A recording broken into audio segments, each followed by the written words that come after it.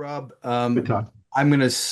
Did Harrison get his imaging back yet? Can you tell us anything more on him and his status? Yeah, no major tear or strain. He's going to come in this afternoon and get some treatment, and we'll know more tomorrow. He sounded really confident, I guess, last night that he Yeah, would be able to come back. yeah, I think, and again, we'll know more tomorrow. But I think after the game, they stretched him out. They got him moving around a little bit, and I think he felt a lot better after that. So, yeah, we'll know whether he's available to start or at least a pinch hit. We'll know more tomorrow. Okay, thanks. All right. Now next we'll go to Matt Gelb. Matt. I'm wondering, Robert, as you went back and maybe rethought or rewatched the game, was there anything that you wanted to redo, like in the middle innings there with the pitching, or do you feel like, I mean, was Suarez, when you think about it again, like could Suarez have been a guy there in the middle, um, you know, to start the seventh inning, I guess, with Ohtani do up third there? No, I think we played it exactly the way I wanted to play it, and we talked about that situation going into the game, and D-Rob in my mind was the guy to go to there and stay with him, even though he hadn't done an up down all year. But he's an experienced guy. Felt like he should be able to get through it. A long at bat to Pahe. And then unfortunately they hit batsman, so that put us, behind the eight ball a little bit. But like I said, Strom for the most part did his job. He got the strikeout and the pop up, and just made a mistake. Just didn't hit his spot. And that's going to happen every once in a while.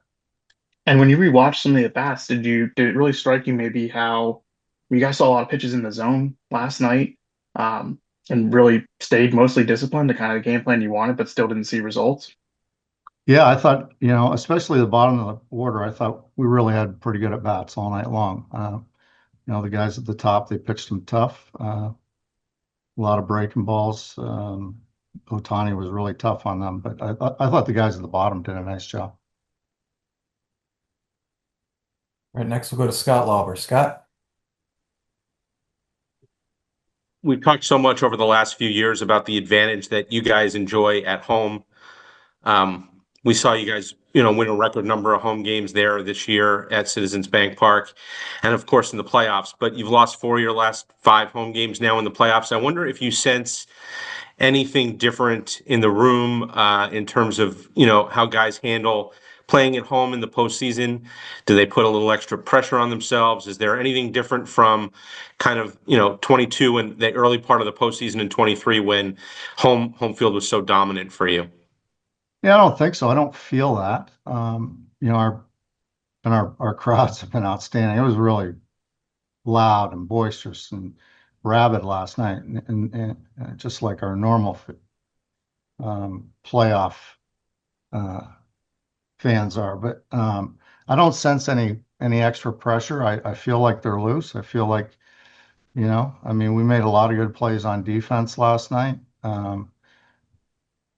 We pitched well. We just didn't get the big hit when we needed it. We had some chances. It's the way it is. I think it's just kind of the ebbs and flows of the game, and we got to come out here tomorrow night and play well. All right. Next we'll go to Tim Kelly. Tim. Hey, Rob, you had Ranger available out of the bullpen last night. Do you anticipate in game two he's also going to be somebody available out of the bullpen? I think so. I think we'll have probably everybody available, really, other than Sanchi. And then we'll figure out game 3 if we use everybody. But I would think that if we were going to use, so I'm sort of I'm talking about Ranger and Nola being available. I'd probably use only one of those guys unless we absolutely had to, just so that the other guy can start game 3. Would Ranger maybe be more in play for a leverage situation, or do you think it'd be similar? Possibly, yeah.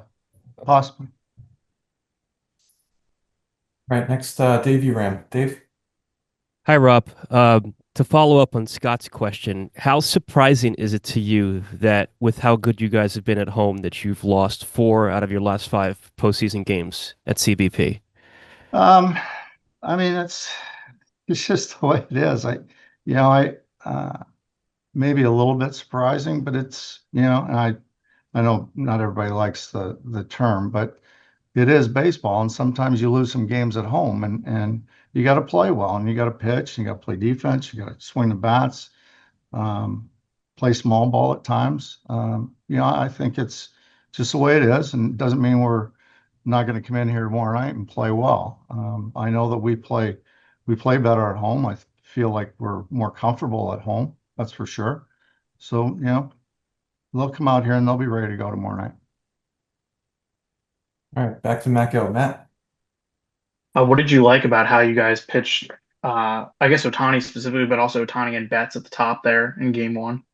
Yeah, I thought we did a really nice job on those two guys, especially, and really Hernandez too, other than the home run. So I think it was kind of this.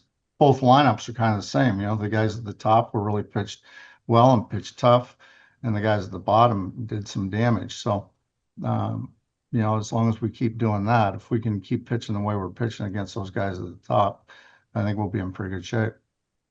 And do you think that Luzardo, he's an emotional guy? We've seen it in different ways this year. How do you think why do you think he can channel that in the proper way? The emotions of a really important game two for you. Yeah, I think he's grown. He's learned over the course of the year how to slow it down, and especially in this environment. I'm super confident that he's going to be ready to go, and he'll be able to handle the task and handle the emotional part of the game. Can I ask one more? Sure. I know it was you were trailing at the time, but Kirkering, I mean, like, does he maybe get Really the bigger good. spots now? I mean, like, Right. Yeah, I mean, now it's 3 or 4 outings in a row now where he's been really good and pounding the zone. He looks very confident right now. Breaking ball, he's landing in the right spots. So that's really good to see.